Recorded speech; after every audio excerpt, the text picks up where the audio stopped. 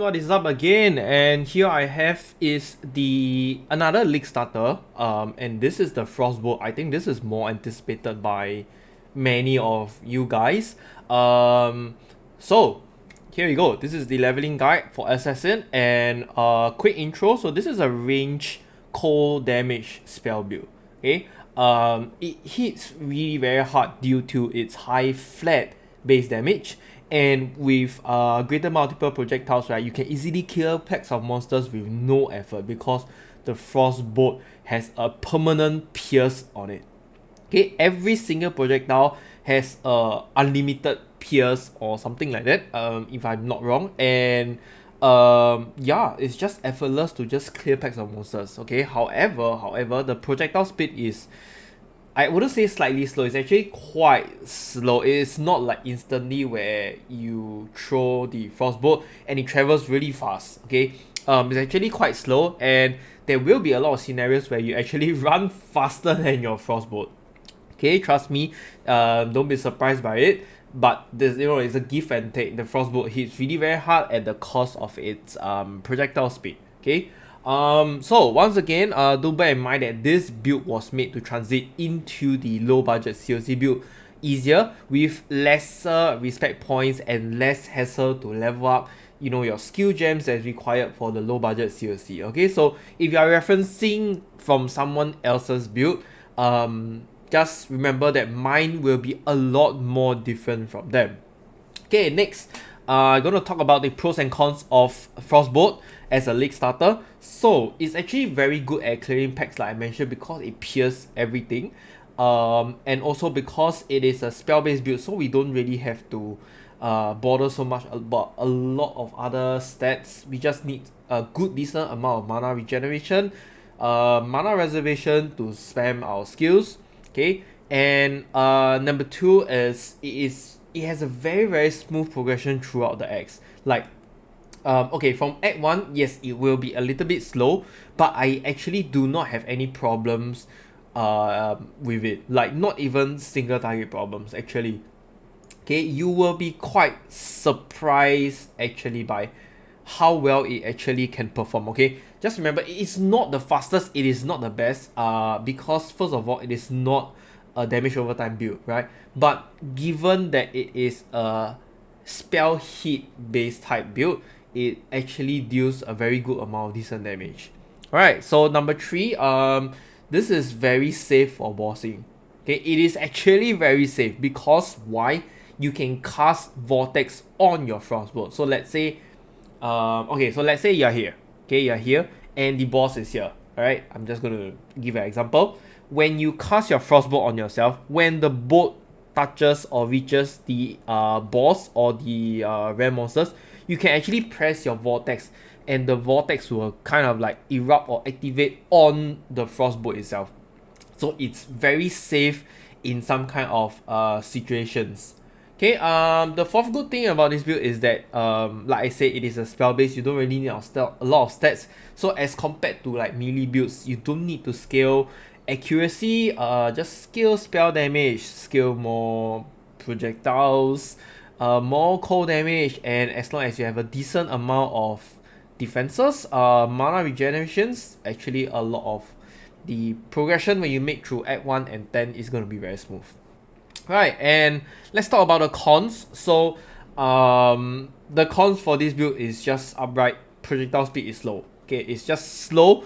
It's just a matter of whether you are getting used to it. Okay, like I mentioned, there will be almost every time where you shoot the Frostbolt, it is so slow that you actually run faster than than traveling it. Okay, then the Frostbolt actually traveling. So you gotta get used to this. And the second cons is if you actually meet a cold and chill resistant monsters, you're going to take a lot more time to kill them. It's going to be much harder and much difficult. So I suggest if you actually seen the rare or magic monsters that are resistant to cold and chill, you can just ignore it. Okay, just ignore it and move on. Alright, next I'll be showing a short clip of heist gameplay, as I always recommend players to do heist on League Start right after you complete the campaign. Heists just give a lot of jewelries which you can't probably find as much in maps, okay? And this can help you with the chaos recipe, which is very important for you to transit into the low budget CLC, right? And after which, I will just briefly go through on how the POB will look like for Frostbolt. Just briefly go through what you need to look out for. You can find the links to the POB and the rest of my other league starters if you are interested in the description links. And if there's any other significant changes, I will always do an update video for the build. Alright guys, I'm gonna show you how the build works in Heist like I mentioned. Okay, this is just a level 67 contract that requires trap disarmament. Okay, I just pick any of the contract and I'm just gonna go. Let's go. Okay, so I'm gonna show you that the clear is actually really very good. Okay, oh, that's quite slow, and you can see I'm actually popping my vortex from far. Is this a chill resistance? Okay, it's a little bit slow. Yeah, it's a little bit slow. But nonetheless, you can see the clear is actually very decent. Right, it clears really very well. Like I say, it's really not the fastest, okay? It's seriously not the fastest, but it does good. Okay, let me just change my Vortex MTX so that we can see it much better. And you see at the point where I want my Vortex to activate on the Frostbolt, I will actually press the Vortex. Okay, so I don't think here is a good example. Okay, let me show right after this. So for example, I want to throw and then I activate my Vortex. See, it just pops on the first ball of it, which I think is really very good. Okay, it makes the build very safe if you can't go near or close to it. That's why I really like it. Okay, however, it's just really getting used to the speed because it's so slow. Look, I can throw one ball and I can move faster than the Frostbolt, which is just, yes, I know it's just slightly weird. Wait, this is my own. Okay, I'm just gonna open this. What do we get? One more? Okay, one more. And it's also very nice that it actually pierces every single thing. There is no... I haven't seen the Frostbolt like stop in the middle. Like, even if there's 10 monsters, it just pierces everything as well. Because I thought I remember that there is actually a pierce limit for it, but unfortunately not. Okay, I need to rush now. Let's go. Let's go open up this first and then we will just collect the rest later. That's what we're after. Okay, now escaping. And it's very nice because the Vortex acts as like a debuff where while like Vortex damage is also actually really very good. For those of you that play Vortex, you probably know what I mean. Vortex damage is just crazy. What is this? Why is he not... He's not even taking like a decent amount of damage, gosh. But yeah, you can see the clear. I just eliminated like the whole bunch of monsters except for the rest. Okay, so yeah, don't expect like the rare monsters to die immediately. Okay, that's not gonna happen. But it's just very nice that it's actually quite smooth to cast here and there. Like the reason why I don't use Spell Echo, right, is just purely because Spell Echo, the animation will make your character cast twice and it's gonna delay sometimes when you actually, you know, you need to kind of press and walk, press and walk, press and walk. Spell Echo actually doesn't really fit in that well. Like, yes, it gives you a lot of damage, okay, don't get me wrong, it boosts a lot of damage, but it doesn't guarantee your safety sometimes.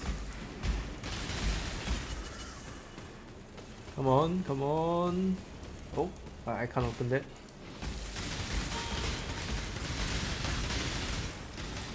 See, it just pierced everything. The feeling is just so good, man. Just keep moving. Alright, I guess we're done. Alright guys, I will go through the POB. So over here, under the drop down list, you can see I have the different acts that you should take as usual. So in Act 1, almost all of the elemental type builds for Assassin is the same. You want to take all the small nodes over here to just gain that elemental damage boost. And always take Soul Siphon first because it's going to make your progression much smoother with the gain 10 mana per enemy kill, so you don't have to keep pressing your mana flask. Alright, and of course just take the Blood Siphon and the Elemental Focus for more damage and health, plus strength which we needed for the Steel Skin. Okay, and in Act 2, you just want to take Coordination, basically for the cast speed and the attributes. Moving on to the left with Nimbleness, okay, we have the cast speed and the crit strike multiplier. So in the early games, we don't really have much crit, but we are actually there for the cast speed. Okay, it's going to make you cast Frostbolt much smoother and just make your way or work your way towards the top side of the skill tree. So after this, it will be Act 3, and Act 3 we are just going to take Heart of Ice and Deep Thoughts. So once you have taken Deep Thoughts with the increased mana reservation efficiency, okay, so okay, here right, you actually have two options, but I'm just going to put this right here. You can actually take regenerate 5 mana per second, okay, because I am pretty sure at Act 3 you don't need so much mana, okay, you don't need so much mana, and with this right, you can actually sustain your mana much easier and faster if you actually obtain more cast speed equipments. Alright, so yeah, this is just something that you can take note. And of course, when you are in Act 3, right, you actually have a very good amount of mana sustainability already, and that is why we are going to respect Soul Siphon and you can take Cruel Preparations. Okay, Act 4. Act 4 is just basically branching out to the power charges section, so Disciple of the Forbidden. But I will suggest to take this first, which is Whisper of the Doom.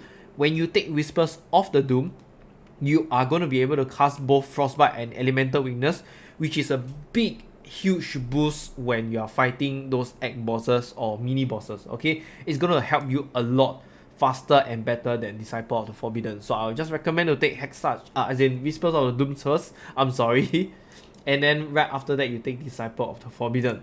So coming towards Act 5, in Act 5, you just want to take more life, take the +1 power charges, and just branch down to this Written in Blood. Basically, more life sustainability. You don't want to be so squishy when we are fighting F5 bosses because Kitava can be quite painful in the early stages.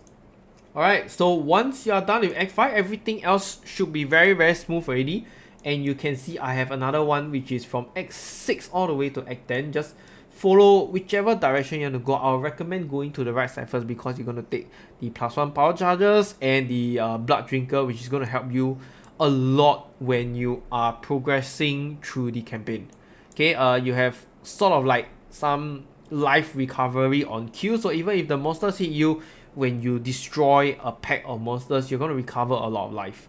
When you have, let's say, 10 monsters in one pack, just killing all of them is going to grant you 20% life, and you don't have to keep pressing your life flask. Alright, so just taking more of the crit for spells, taking crit strike multiplier, and going towards the left side, we're going to take all of these crit strike chance and one more power charges here. Okay, so I know here on the left side it seems a little bit empty, alright, but this is the way how it is built. Like I'm going to mention one more time, this is meant to build for you to transit into the low budget COC, and the low budget COC is actually going to go this side on the left, which is why it feels a little bit empty here, but you're going to save a lot of respect points and hassle when you transit on. It is not the worst, okay? Like you literally can actually take like reservation efficiency, you can take more cold damage over here, but it is not going to do much of a difference. It is not going to do much of a difference, and that's why I did not take them. You should only take them if you are struggling, which highly likely is not possible for this build. Okay, so just take note, this is how it is. And then once you are finished with campaign, when you are doing heists and you are leveling up while doing your chaos recipe and stuff, this is how you should project. If you do not know which nodes you have not taken, you can just click the compare over here and choose a comparison to see which you have missed or left out. Right, so yep, that's it for the skill tree. For the skills, right, 4 links will definitely be Frostbolt, added cold damage, GMP, and Inspiration.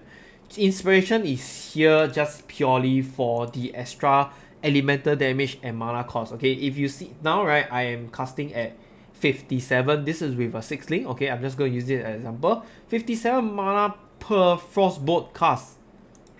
If I remove that 72, that is a lot of mana. Okay, that is really a lot of mana. So Inspiration is a great big help to have our infinite mana sustainability. Of course, increased critical strikes. And the last one is honestly optional, up to you. If you want to put hypothermia, it is fine as well. You want to put faster projectiles, so another option is hypothermia. You want to put faster projectiles, it is fine also. Okay, it is fine also. Okay, it really depends on what you want. I'm just going to leave critical strike damage over here. Eventually you just remove this one when you transit into a low budget COC. Okay, debuffs. You're going to use the Vortex Hex Touch method. This is a very simple, straightforward method. Okay, aura wise, it's just Clarity, Herald of Ice, and Summon Skitterbots Link to Bone Shield. Okay, as for utility, you guys gonna go for Steel Skin and Summon Stone Golem. There is really nothing else. Steel Skin for the immunity to bleeding and allowing you to take a little bit more extra damage, which is really good in the early game. Summon Stone Golem just for the taunt and the life regeneration, and movement speed just for the Frost Blink and level 1 Arcane Surge buff. So every time you cast Frost Blink, you are guaranteed gonna have Arcane Surge buff. Alright. Okay, and that's about it. Item wise, for Frostbolt, I will actually do it slightly differently. So this round we are gonna use 2 wand. Okay, 2 wand. And what you want to get here is the +1 to level of all cold spell skill gems. Okay, this is the one that you want to try and get. How do we get this wand? Okay, it is very easy. You will need a normal wand, any wand, okay, normal wand. And you will need skill gems with the cold tag that has quality on it, added up to more than 40%, 40 or more percent. So you can use 2 cold skill gem that has 20%, and you sell it to the vendor together with the normal white wand. You will actually get this wand with a +1 to level of all cold spell skill gems. Okay, and then after that you can augment it, or you can even bench craft it, whatever. You want to keep it on magic also, it is fine. Whichever slot is available to you, or whichever bench craft is available to you, just craft whichever you have. Okay, you do not need to follow this 40% increased spell damage. Okay, helmet, gloves, boots, amulet, rings, belt, all this is just basically your life, resistance, attributes for your rings. Alright, and boots is just a little bit more where you just want to have movement speed. Okay, so these 4 things, it's important for the rest of your gear. Body armor, I'm just going to leave it to Tabula Rasa. And the flask, you can just follow. This is what I'm using. Doesn't really matter much. As for the socketed gem slots, guys, just equip anything that you have. Okay, don't need to be exactly the same. The slot is just there because it is on the way. It is on the way. So one is here basically to take the power charges, and the other one is here because it's just 1 more skill point. Okay, 1 jewel, right, can actually give you a lot of decent or good amount of stats.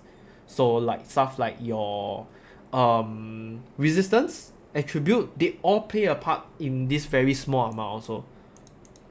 Right, and under my notes section over here, I have the Act 1 to 4 leveling guide. Basically your skill gems to take throughout the acts. Just follow this. The green color will be the quest, the blue will be the ones that you need to take from the quest as a reward, or you have to buy them from the vendor, and the yellow ones will be what you need to link throughout the acts. Okay, So just go through this yourself. It is very, very straightforward. And yeah, this is just right about the build. This is where it is, how do I put it? It's actually really very good. Okay, I'm very, very surprised myself. I've wanted to league start this like 2 weeks ago. Yeah, I wanted to league start this 2 weeks ago because I've always started out as a COC Frostbolt Frost Nova, right? And I want to do something that is able to transition easier. And this is the first time I actually tested out the Frostbolt. Like I say, I'm very, very surprised at the performance. It is not the best, it is not the worst. I would just label it as somewhere in the middle, perfectly where I want it to be. Like not too fast, not too slow, being able to do all the campaigns very smoothly. With at ease, there's no struggles, whichever. So yeah, try it out for yourself, man. It's really very good. Okay, I will see you guys in the next video. Bye.